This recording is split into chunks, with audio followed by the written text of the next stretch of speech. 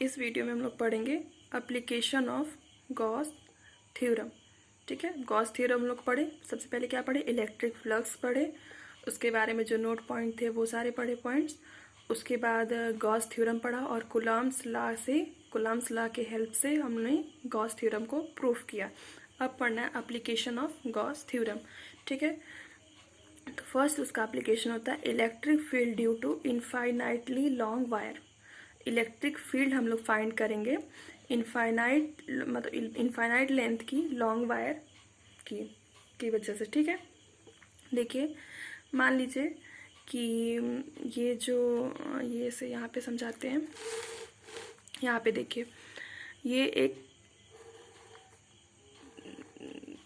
Charge wire है। ठीक है, इस पे चार्ज है, प्लस या नेगेटिव दोनों हो सकता है, पॉजिटिव नेगेटिव दोनों हो सकता है। मान लीजिए कि ये इनफाइनाइटली लेंथ की है। ठीक है, उसको ऊपर से भी बढ़ा दिए डॉट डॉट लाइन से और नीचे से भी इसको बढ़ा दिए। ठीक है, तो इस चार्ज वायर की वजह से एक पॉइंट है P, यहाँ पे हम लोग इलेक्ट्रिक फील्ड निकालेंगे। ठीक, इस पॉइंट P पे हम लोग इलेक्ट्रिक फील्ड हम लोग को कैलकुलेट करना है। ठीक, तो इस पॉइंट P पे इस प्लस की वजह से इलेक्ट्रिक फील्ड की डायरेक्शन क्या होगी? इस डायरेक्शन में होगा। पॉजिटिव चार्ज से इलेक्ट्रिक फील्ड लाइंस की डायरेक्शन क्या होती है? Away from the charge. ठीक, तो एक जब एप्लीकेशन ऑफ गॉस थ्योरम पढ़ते हैं और उसकी हेल्प से हम हमें जब किसी चीज़ पे गॉस थ्योरम अप्लाई करना होता है तो सबसे पहले हमारा एम होता है कि हम एक गॉसियन सरफेस बनाएं। गॉसियन सरफेस एक सिमेट्रिकल सरफेस बनाएं जिससे हमको कैलकुलेशन में हेल्प मिले। ठीक, तो एक यहाँ से ऐसे लाइन ड्रॉ करेंगे। ठीक है, ये एडिशनल है थोड़ा, आपको अपने थोड़ा दिमाग से करना पड़ेगा। दिमाग से क्या याद रखना पड़ेगा एग्जाम में करने के लिए। ठीक है, तो दोनों साइड, इस साइड भी करेंगे। अब इस साइड में इलेक्ट्रिक फील्ड है तो इधर भी तो होंगी, तो इस साइड में भी करेंगे। ठीक, तो एक सिमेट्रिकल शेप इसको देते हैं। मान लीजिए कि इसको पढ़ने के लिए हम लोग इसको एक सिलेंडर का शेप दे दिए। ठीक है, एक सिलेंडर का शेप दे दिए। वही देखिए एकदम सेम यही वाला चीज़ यहाँ बनाए, लेकिन वहाँ समझाने के लिए आप लोग को बताएं।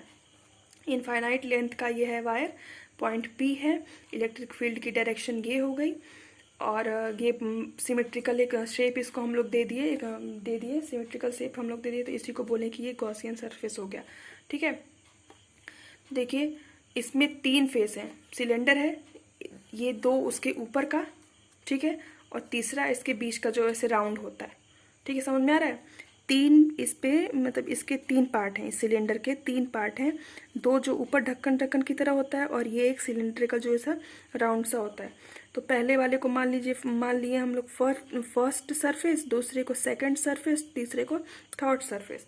ठीक, और ये और कुछ नहीं दिया हुआ इसमें, और इसमें बस ये चीज़ दिया हुआ है कि ये L लंबाई का ये था, L लंबाई का ये L लेंथ का ये वायर था।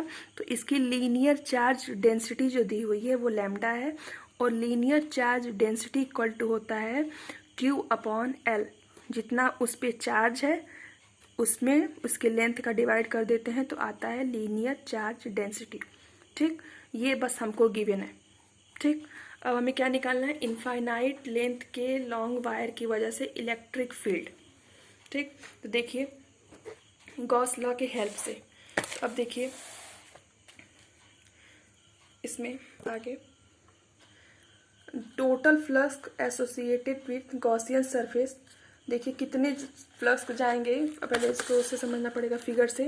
ये एक सरफेस है ऊपर वाला ना, इससे निकलेंगे number of electric field line, इससे क्रॉस करेंगी, नीचे वाले से भी जाएंगी और इस राउंड वाले सरफेस से भी जाएंगी इलेक्ट्रिक फील्ड लाइन। ठीक है, तो अब हमें E और तो ये इलेक्ट्रिक फील्ड जो फ्लक्स जा रहे हैं यही तो एरिया वेक्टर होता है A, यही A है।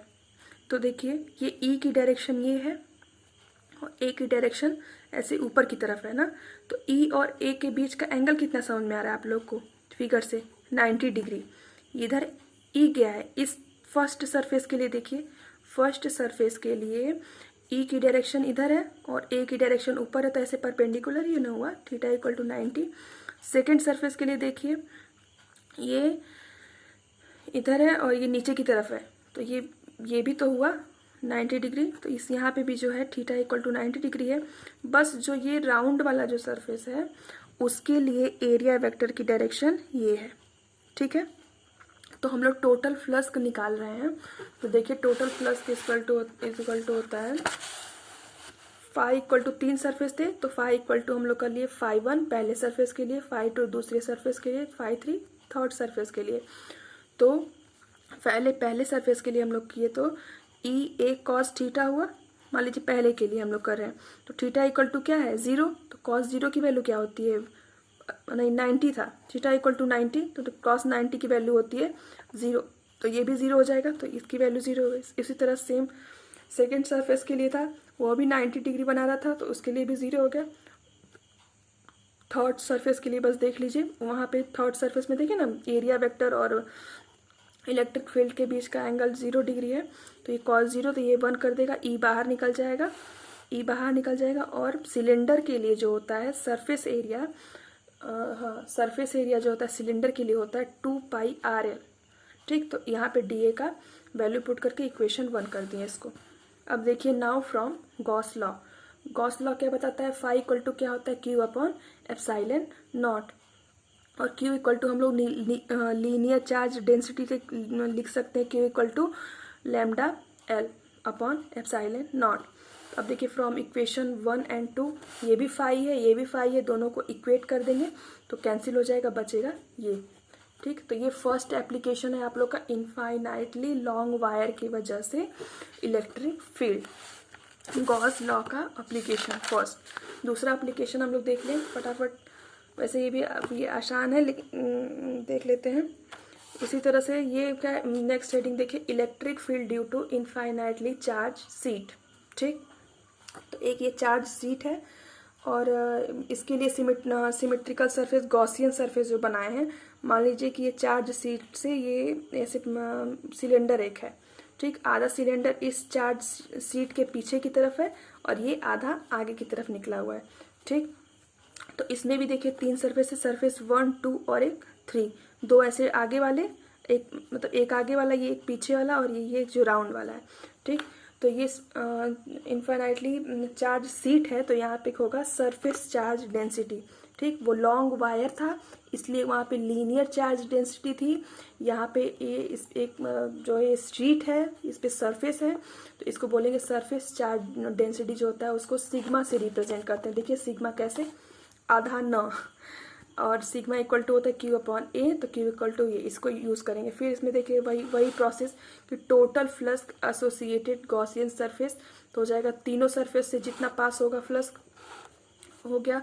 तो पहले देखिए इसके बीच एरिया वेक्टर अब देखते हैं, ठीक। तो ये तो इलेक्ट्रिक फील्ड की डायरेक्शन है, तो एरिया वेक्टर इस सरफेस से इधर ही निकलेगा, इधर निकलेगा एरिया वेक्टर, इस वाले सरफेस से भी एरिया वेक्टर इधर ही निकलेगा। तो सरफेस 1 और सरफेस 2 के लिए ई और ए के बीच का एंगल जो है वो 0 0 है, और इसके लिए देखिए थर्ड सरफेस के लिए परपेंडिकुलर है, मतलब वो 90 हो जाएगा, इसलिए थर्ड वाला 0 हो जाएगा, 2 ये। और फिर सिलेंडर के लिए हम लोग जानते हैं कि ये इसकी वैल्यू जो ए की वैल्यू होती है 2πr l, गॉस लॉ लगा देंगे, इक्वेशन को इक्वेट कर देंगे, तो देखिए इसकी वैल्यू आ जाएगी ये, ठीक है। ई इक्वल टू आ जाएगा सिग्मा अपॉन 4 एप्सिलॉन नॉट। ये किसके लिए है, इनफाइनाइटली चार्ज सीट के लिए, सीट की वजह से इलेक्ट्रिक फील्ड, ठीक है। ये दोनों सबसे पहले गॉस थ्योरम उसका प्रूफ, गॉस थ्योरम उसका प्रूफ, और ये दोनों गॉस लॉ के एप्लीकेशन, ये दोनों टॉपिक बहुत ज़्यादा इम्पॉर्टेंट हैं आप लोगों के एग्ज़ाम के लिए। अभी से साथ साथ पढ़िए, साथ साथ तैयार करिए, एग्ज़ाम में ज़्यादा आप लोग को प्रेशर नहीं होगा, ठीक। तो इस चैप्टर का आई थिंक टॉपिक सारा कंप्लीट हो गया, थ्योरी वाला चीज़ कंप्लीट हो गया। अब नेक्स्ट वीडियो में हम कोशिश करेंगे कि आप लोग को न्यूमेरिकल सॉल्व कराएं, NCERT के क्वेश्चन और न्यूमेरिकल सब सॉल्व कराएंगे, ठीक है। Thank you.